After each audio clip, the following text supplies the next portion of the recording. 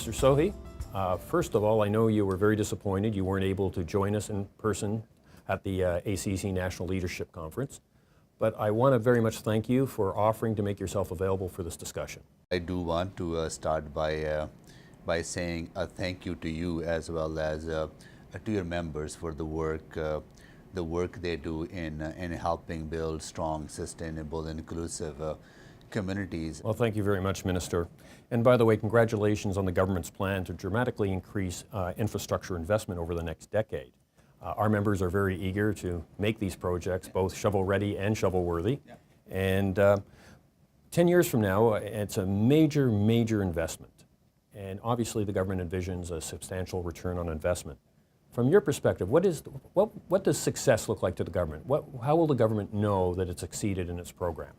Well, I think that success would look like a more efficient and effective movement of goods and services and people through our transportation network, whether it's building the LRT or subway system in major urban centers or building the capacity of the mid-sized cities as they grow to develop a transportation network that is more sustainable. Investment into various modes of transportation, as well as our ability to move our goods and services cross-border within provinces, as well as to our major trading partner, the United States. But we also have a lot of focus on social infrastructure, which is investment into people, to building people's capacity to actually participate in the economy. So for us, success would look like a more efficient movement of goods and services, but also more participation of the Canadian people in society. You know, no one ever doubts that there's going to be substantial investments in healthcare year after year. But this doesn't seem to be the case with infrastructure. What can we do to help you continue to make the case that infrastructure investment is a core business of government and becomes the rule rather than the exception?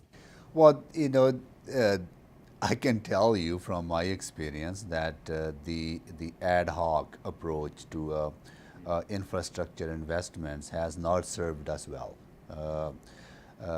And that is why our government's focus is to create a sustainable funding, a long-term commitment to building all sorts of public infrastructure, because it's so critical.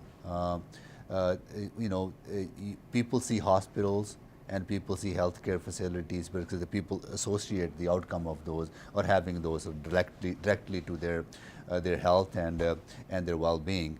But sometimes people don't understand how critical infrastructure is for their well-being because it's so invisible. You know, people don't see pipelines, people don't see their water treatment plants on a regular basis. They don't, you know, they take so much for granted. Buses running on time. You know, the roads that are, you know, moving people within the communities or all over the country. Obviously, the infrastructure needs are going to outstrip our capacity to make all the investments, at least for the time being. So you're still going to have to pick and choose which projects, which programs will receive investment. What are your thoughts on what an efficient and objective and transparent application process would look like? First of all, we all recognize that the infrastructure deficit in Canada is so huge, not only within fixing and rehabilitating the infrastructure that we have, but also to build new infrastructure to deal with growth. So we would have to make choices. And we are very clear that we want to focus on outcomes that help grow our economy, create jobs, and make our society more inclusive and welcoming, as well as move us toward more low carbon economy. So reduction in greenhouse gas emissions is going to be a huge part of our plan. And that is why we will focus on projects that will help us achieve those outcomes. In order to do so, we are going to rely on local expertise, councils making a decision at a local level in which projects to invest, which area to invest within those broad federal parameters and outcomes. Unique challenge, Canada's north. It's remote. The climatic and weather conditions are severe, the geology is challenging, and the construction season is short. Have you ever given any thought, it's difficult enough to provide a core economic infrastructure in those situations, let alone social infrastructure. Have you given thought to how you might tackle the challenges of the North? What we are doing, and we have made some changes. When I took over the portfolio, the Building Canada Fund that was started in 2014 was designed in a way that it put northern communities and remote communities at a disadvantage by not having the proper funding available. So we made some changes to allow our territories and northern communities to access that funding. So that funding is now flowing. We also quickly signed bilateral agreements with the territories and all provinces as well, and so money is now flowing. Yeah. Well, if we can use infrastructure to figuratively bring the North closer to the rest of Canada, there's enormous potential in the resource sector. And as you said, part of the role of infrastructure is not only to get our goods and services to market, but it's also to access them in the first place. Because of the climate change, the roads that were accessible during winter time are being challenged now. It's a challenge now because of the warming of temperature. Now they need all season roads, and they lack all season roads. So how do you build that infrastructure, and also how you also tap into the potential for the resource development? And those are the things those are the conversations that we are having now in order to figure out an approach that will be workable and effective. Well, how would you gauge the reaction of the provinces, the territories, and municipalities? The big concern from our members is we're hearing a lot of announcements, but if our guys aren't busy on the projects this year, we're not going to see a lot of shovels on the ground next year. First of all, our relationship with the municipalities and provinces and territories is improving. It's getting better and better. We had held the first ever meeting of all the ministers from territories and provinces sitting on one table talking about infrastructure. So that is helpful, and we will continue to strengthen that relationship. But we're also designing our plan in a way that the project selection is not so cumbersome and riddled with red tape, right?